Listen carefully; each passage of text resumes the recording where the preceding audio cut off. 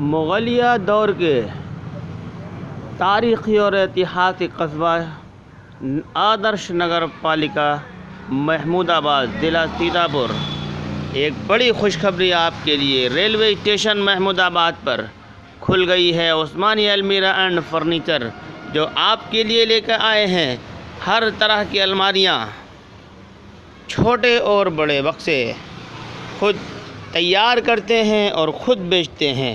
ناجم عثمانی کی محنت دوارا تیار کردہ بہت سارے بکسے پیٹیاں آپ کی سیوا میں ہر وقت اپستھت ہیں۔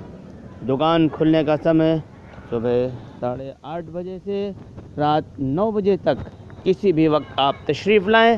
ریلوے اسٹیشن کے ٹھیک سامنے ایک بار سیوا کا اوسر دیں، ایک بار خدمت کا موقع دیں۔